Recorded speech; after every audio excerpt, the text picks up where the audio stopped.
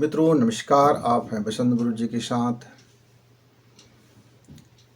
मैं ट्रेन में सफ़र कर रहा था। मेरे बाजू में 3 दोस्त बैठे हुए थे। तीनों यंग थे, तीनों जवान थे और तीनों कॉलेज के छात्र थे। तीनों में आपस में एक बहस हो रहा था कि यार अब कितना करें और क्या किया जा सकता है। हम इतना करते हैं, परिणाम फिसड्डी हो जाता है। फिर हम कितना भी पढ़ लें, आखिरी में रिश्वत देकर ही तो नौकरी लगेंगे। चाहे हम कुछ भी कर लें यार, आखिरी में ये बस चाकरी करने का ज़रूरत है, वगैरह वगैरह। मतलब एक उनका साथी हर वक्तव्य पर निराशा भरे वक्तव्य देता था।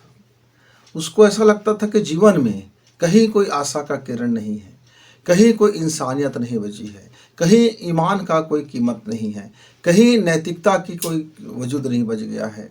और उनको ऐसा लगता था कि उनके अंदर की सारी क्षमताएं बेकार पड़ गई है, धूल खा रहा है, जंग लग गया है और जीवन हताश और निराशा में अंधेरे में हिचकोले खा रहा है। पर उन्हीं के एक साथी तर्क करता था कि नहीं नहीं, आपके ये तर्क सही नहीं है। आपके पास अभी क्षमता है और आप अपनी क्षमता भर यदि कार्य करते हैं तो उसका परिणाम भी अच्छा आएगा। ठीक है, माना कि दुनिया में लोग भ्रष्ट आचार के लोग हैं, नैतिकता के पतन हो गया है, मानवता के पतन हो रहा है, लोग रिश्वत लेते हैं वगैरह वगैरह। इसके बावजूद भी इस संसार में अच्छे लोगों की कमी नहीं है। बस ये है कि अच्छे लोगों को तलाश करने में थोड़ी मेहनत लगेगा, अपने मुकाम हासिल करने में अपनी क्षमताओं को पूरी तरह से प्रकट करना होगा। जब तक आप अपनी क्षमता को पूरी तरह से अनलॉक नहीं करेंगे तब आपके अंदर का प्रतिभा, आपके अंदर का एनर्जी, आपको लोग जानेंगे कैसे कि हाँ आप इसके काबिल हो।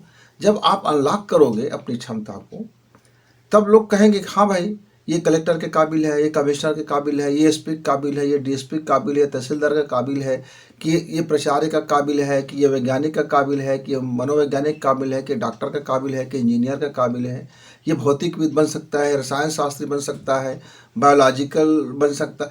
आप जब तक अपनी क्षमता को प्रकट नहीं करोगे, एक मंच पर प्रकट नहीं करोगे, एक सिस्टम में प्रकट नहीं करोगे, तब तक दुनिया आपकी काबिलियत को कैसे पहचानेंगे। और जब तक आपकी काबिलियत को पहचानी नहीं जाएगी तब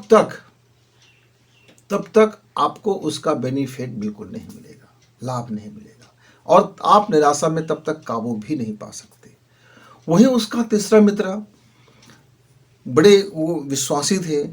वो कहते थे कि आप अपने अंदर जितनी ज़्यादा इस विश्वास को भरोगे कि तुम यह कर सकते हो और उसको करते समय निराश न हो, हताश न हुए, परिणाम आपके अनुकूल नहीं आया तो भी कोई बात नहीं, आप लगातार मेहनत करें, अपना परिश्रम करें, पूरी डिजाइन से परिश्रम करें और अपने सिस्टम में थके ना, थक के बावजूद भी रुके ना, रुके तो केवल थोड़े अल्प विराम, वहाँ पूर्ण विराम ना करें और अपने मन को अपने काम में लगाएं, न कि मन के काम में आप लग जाओ। अपने मस्तिष्क को आप यूज करो, न कि मस्तिष्क आपको यूज करने लग जाए।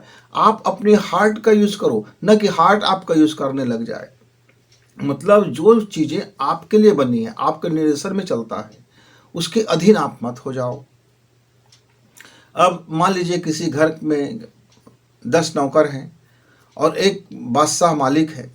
अब वह मालिक अपने को समझ ही नहीं रहा है कि वो कौन है इस घर का वो बादशाह है, ये वो भूल गया है। तो गेट पर आते ही जो पहला गेट कीपर होगा, मन होगा, वह उसको समझा देगा भली भांति कि तुम इस घर के मालिक नहीं हो, तुम ये नहीं कर सकते, तुम वो नहीं कर सकते, तुम्हारा इस पर अधिकार नहीं है, तुम्हारा उस पर अधिकार नहीं है, तुम। और उसके घर में प्रवेश दे दिया तमाम शर्तों के साथ, तो अंदर जहाँ जहाँ भी जाएगा वो डरा सहमा जाएगा और सब उसके ऊपर राज करेंगे।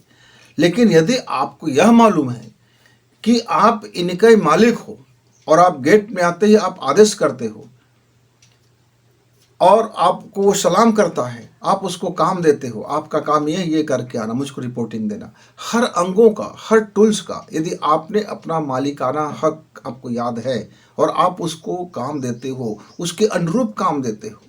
ऐसा नहीं है कि हार्ट का काम दे दिया सोचने का और माइंड को दे दिया काम आप याद करने का, और बुद्धि को दे दिया आप काम यूं ही इधर उधर धड़कने का, तो सब गड़बड़ होगा। तो जिसका जो वर्क है, जो फंक्शन है, यानी जो सामर्थ्य है, जो कला है, आप उसके उसके अनुरूप काम देते जाएंगे। वैसे ही साइकोलॉजी है आपके जीवन में। यदि सकारात्मक साइकोलॉजी को लेकर के आप चलते हैं और आप अपनी क्षमता की आकलन भी करते हैं और वृद्धि करने की कोशिश भी करते हैं, तो निस्संदेह आपके जीवन में निराशा कोसों दूर रहेगा। निराशा तो फटक ही नहीं सकता। मेरे वही युवा मित्र हताश और निराश होते हैं जिनके पास लॉजिक बुद्धि नहीं होता, जो बुद्धिमत्ता से सोचता नहीं है, जो बुद्धिमत्ता से काम नहीं कर पाता, जिनके पास अपने आप को अपने ही पहचान नहीं है। वह कौन है, उसके भीतर क्या सामर्थ्य है, वह क्या कर सकता है, वह कितनी मेहनत कर सकता है, और उसके अंदर में क्या क्या खूबियां हैं, वो उसको ही पता नहीं होता। तो फिर उसको हर कोई डराते फिरते हैं और वो हताश और निराश होकर के बैठे रहते हैं। क्या बताऊं भाई, मैं तो ऐसा हूँ, मैं तो ऐसा हूँ। तो रोने और चिल्लाने और चीखने और छाती पीटने से कुछ होने वाला नहीं है मित्र। अपनी क्षमता को अनलॉक करो, अपने माइंड को अनलॉक करो, अपने बुद्धि को अनलॉक करो और अपने मन को लॉक करो। क्योंकि मन इधर उधर आप छोड़ दोगे, स्वतंत्र छोड़ दोगे, स्वच्छंद कर दोगे, तो आपका बड़ी नुकसान होगा, आपकी एनर्जी का नुकसान होगा। इसलिए मन को लॉक करके रखो।